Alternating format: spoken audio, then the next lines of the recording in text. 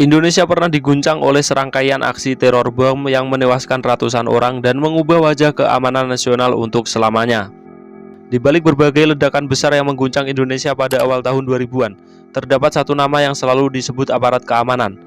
Namanya adalah Dr. Azhari Husin, seorang pria yang berkebangsaan Malaysia, bergelar dokter teknik, mantan dosen universitas, dan dikenal memiliki kecerdasan di atas rata-rata. Namun kecerdasan itu justru digunakan untuk merancang berbagai bom yang kemudian dipakai dalam sejumlah aksi teror mematikan di Indonesia. Ia bahkan mendapatkan julukan The Demolition Man atau manusia penghancur karena kemampuannya merakit bahan peledak yang sangat rumit. Bagaimana seorang akademisi bisa berubah menjadi sosok yang diburu aparat keamanan di seluruh Asia Tenggara, dan bagaimana akhir hidupnya setelah bertahun-tahun menjadi buronan nomor 1.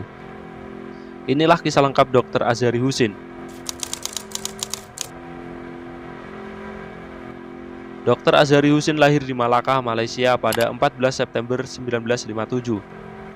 Sejak muda ia dikenal sebagai sosok yang cerdas dalam bidang matematika dan teknik. Kemampuan akademiknya membuat Azhari mampu menempuh pendidikan tinggi hingga memperoleh gelar doktor di bidang teknik. Ia bahkan pernah mengajar sebagai dosen di Universiti Teknologi Malaysia. Rekan-rekan yang mengenalnya pada masa itu menggambarkan Azhari sebagai sosok intelektual yang tenang dan sangat pintar. Tidak banyak yang menyangka bahwa beberapa tahun kemudian namanya akan masuk daftar buronan internasional. Di mata masyarakat, ia adalah seorang dosen, namun di balik layar kehidupannya perlahan berubah.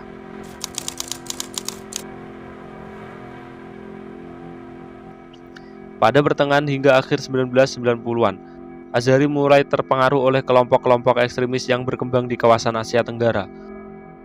Menurut berbagai laporan, ia kemudian mengikuti pelatihan militer dan perakitan bom di Afghanistan serta Filipina Selatan. Di tempat-tempat itulah kemampuan teknik yang dimilikinya mulai dipadukan dengan pengetahuan mengenai bahan peledak. Kemampuan tersebut membuatnya menjadi aset yang sangat berharga bagi jaringan teror. Tidak seperti anggota biasa, Azhari memiliki kemampuan yang sangat langka. Ia memahami rumus teknik, mekanisme detonator, hingga cara menyusun rangkaian bom yang sulit dideteksi. Karena itulah perannya dalam jaringan tersebut menjadi semakin penting. Pada titik inilah nama Dr. Azhari mulai muncul dalam berbagai penyelidikan aksi teror besar yang mengguncang Indonesia.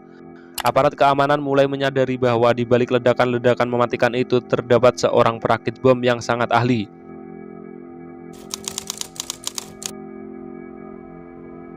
Salah satu serangan besar yang dikaitkan dengan jaringan tempat Azhari berperan adalah rangkaian bom malam Natal tahun 2000. Ledakan terjadi di berbagai kota Indonesia secara hampir bersamaan. Puluhan gereja menjadi sasaran. Masyarakat dibuat panik karena serangan terjadi saat umat Kristiani sedang merayakan Natal. Peristiwa ini menunjukkan bahwa jaringan tersebut memiliki kemampuan koordinasi yang luas. Penyelidikan kemudian mengarah kepada sejumlah tokoh jemaah Islamiyah, termasuk Azhari yang disebut memiliki kemampuan teknis dalam perakitan bom.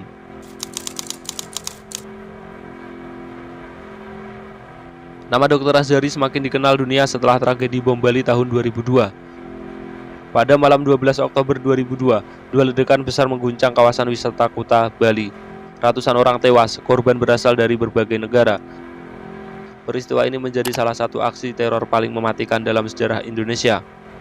Dunia internasional menyorot Indonesia. Pariwisata Bali mengalami pukulan besar. Dalam proses penyelidikan, aparat menemukan indikasi kuat bahwa Azhari berperan sebagai ahli bom dalam jaringan tersebut. Sejak saat itu, namanya masuk daftar orang paling dicari. Setelah bom Bali, aparat Indonesia dan berbagai lembaga keamanan internasional mulai memburu Azhari. Namun ia sangat sulit ditangkap. Ia berpindah-pindah tempat, menggunakan identitas palsu, dan sering tinggal di rumah kontrakan yang jauh dari perhatian masyarakat. Kemampuannya menghindari pelacakan membuat perburuan berlangsung selama bertahun-tahun.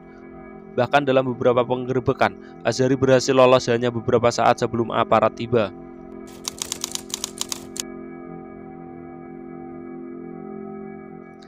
Pada tahun 2003, ledakan besar kembali mengguncang Indonesia. Kali ini terjadi di Hotel JW Marriott, Jakarta. Ledakan menewaskan dan melukai banyak orang. Penyelidikan kembali mengarah kepada jaringan yang sama. Nama Azhari kembali muncul sebagai sosok yang diduga memiliki peran penting dalam desain bahan peledak yang digunakan. Masyarakat mulai mengenalnya sebagai otak bom. sementara aparat semakin meningkatkan operasi pencarian. Belum selesai dengan teror sebelumnya, Indonesia kembali diguncang ledakan pada tahun 2004. Kali ini sasaran utamanya adalah Kedutaan Besar Australia di Jakarta. Ledakan besar menghancurkan area sekitar dan menimbulkan korban jiwa.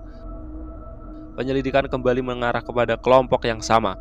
Nama Azhari sekali lagi disebut sebagai figur penting di balik kemampuan teknis perakitan bom yang digunakan dalam serangan tersebut.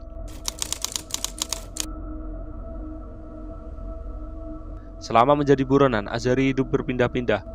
Menariknya, beberapa kesaksian warga menyebut bahwa ia sering terlihat seperti orang biasa. Tidak mencolok, tidak menunjukkan perilaku yang mencurigakan. Bahkan ada yang menganggapnya ramah. Namun di balik kehidupan yang tampak normal tersebut, aparat meyakini ia masih aktif membantu jaringan teror. Inilah yang membuatnya begitu sulit dilacak. Pada tahun 2005, Bali kembali menjadi sasaran serangan. Ledakan terjadi di beberapa lokasi wisata. Kejadian ini menimbulkan korban jiwa dan luka-luka. Indonesia kembali berduka. Nama Azhari sekali lagi muncul dalam penyelidikan sebagai salah satu figur penting dalam jaringan pelaku. Tekanan terhadap aparat keamanan semakin besar. Publik menuntut agar buronan utama segera ditangkap.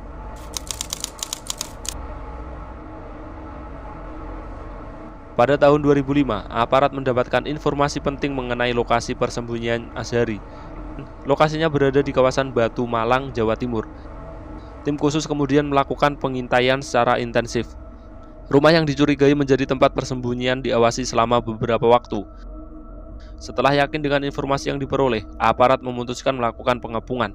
Operasi ini menjadi salah satu operasi kontrateror terbesar pada masa itu.